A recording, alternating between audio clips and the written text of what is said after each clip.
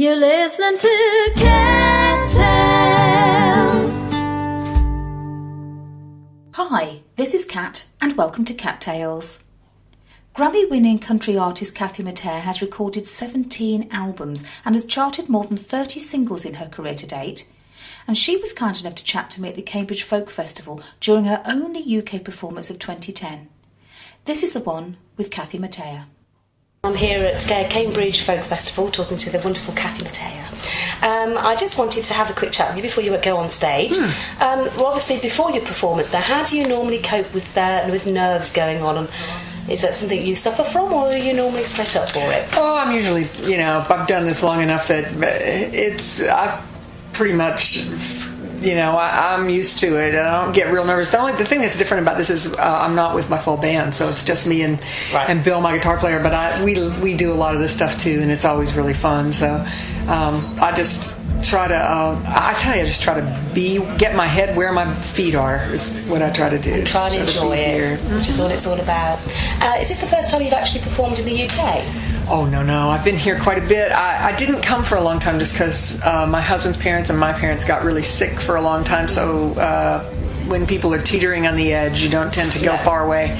But we played Cambridge, but it's been about 15 years since I've been here. So we're glad to be back. That's good. It's good to see you back here. And I think the crowd are pleased to actually have you back. So great. That's good. I'd just like to talk about your new album, actually. Yes. You've got that released. Is it actually released now? Oh, yeah. It's been out for a while now. It's called Coal. Yeah. It's an album of traditional Appalachian music, which is where I'm from. I'm from West Virginia, coal country. Yeah. And there was a big disaster. Actually, there was a big disaster earlier this year. And a few years ago, there was one that killed 13 miners. And I found myself just feeling grief for people that I didn't know and had never met. And I couldn't explain it. And a friend reminded me that music is really good for processing grief. Yeah. And so I decided to make this record of coal mining songs, and I thought it would be just a little side project, and it wound up changing my life. Really? How did it change your life then? That's interesting. Well, I pieced together a lot of old family stories. I found that I always thought of coal as the story of my parents, and I found out that it was very much my own story in ways that I had never seen before. Right. And I also realized that I had gone back and spent time with Celtic music. I had spent time doing bluegrass and folk and country music, but there was a link in the chain that I was missing, and that was the mountain music of my own people, and there was no one to teach me that when I was young. So I got to go and sort of put that piece in my own jigsaw puzzle, and it's just been wonderful. So that was the catalyst for you to actually go and investigate something that you would probably not have looked at unless that had been, that disaster case. Yeah, it just felt like it was the right... And I also think that my voice is older. My voice is, I was in my late 40s when I made the record. I'm 51 now, and I think that you sing these songs with this kind of gravitas a different way when you've lived some life. Yeah. And so I kind of feel like the timing was just right. Yeah, I think a lot of people will relate to that, actually, won't they? That actually, once you've actually got some experience in your life, you can relate to things far differently, and therefore the emotion comes through when you sing. I sing them differently now than I think I would have had I been 20. Yeah. So how did you actually go about selecting what you were actually going to put on that album? I talked to people. I went up into the hills. I talked to musicians. I surfed the internet. I listened to old scratchy records. Wow.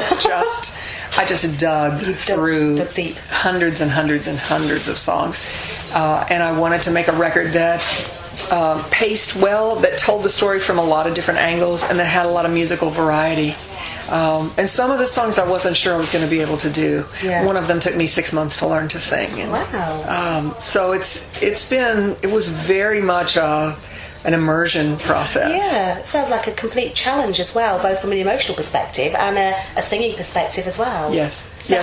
There's one song about Black Lung that we recorded, and I did it in one take, and they called me into the studio, back into the control room. I said, well, just give me one more run at it. And I realized they weren't going to let me do that, so I went back in, and there was my producer and the engineer is an old friend, and his father died of black lung.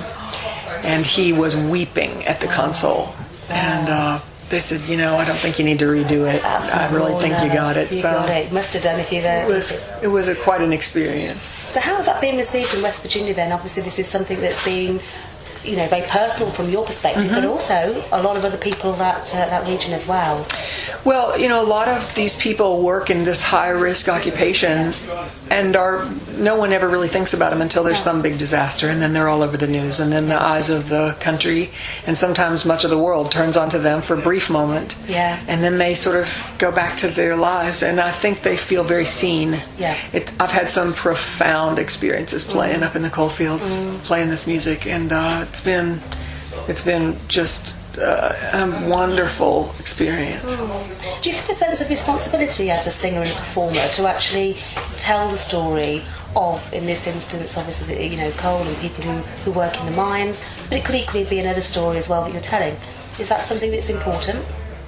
Well, I don't know that I did this out of a sense of responsibility.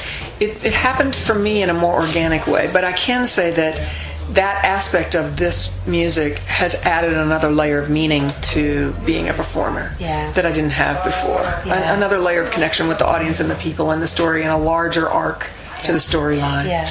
So was performing something you always wanted to do? I understand that you, in a previous existence, was a tour manager or something for the Country Music Hall of Fame. Oh, I was a tour guide. Aww. A tour guide. I think we'll say manager. I'm sure you deserved it, Kathy, even though it wasn't your title. I was a little 19-year-old with a polyester uniform, telling people about Patsy Cline's wig and Elvis's car. And, excellent. And it was a great way to start my life in Nashville. When I moved there, I was too young to serve alcohol, so I couldn't wait tables.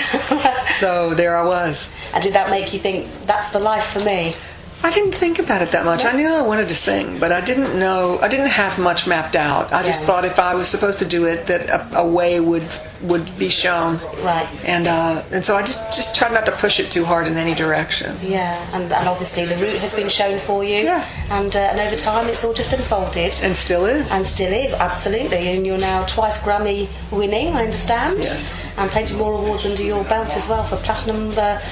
Records, I've got some records on my walls. Got some Grammys on my shelf. It's good. But that's the best thing about all of this is to still feel challenged all these years into it, and to feel like I'm still connecting with people through music. That's really it. And hopefully that's what it's all about here as well, isn't it? So, that's my prayer. Oh, lovely. Well, we're going to obviously go and watch you soon. So thank you very much for talking to me, Kathy. Thank you, Kat. And we'll speak to you soon. Many Thank you. thanks. You've been listening to Cat Tales. To listen again to this and other tales, go to cattales.co.uk.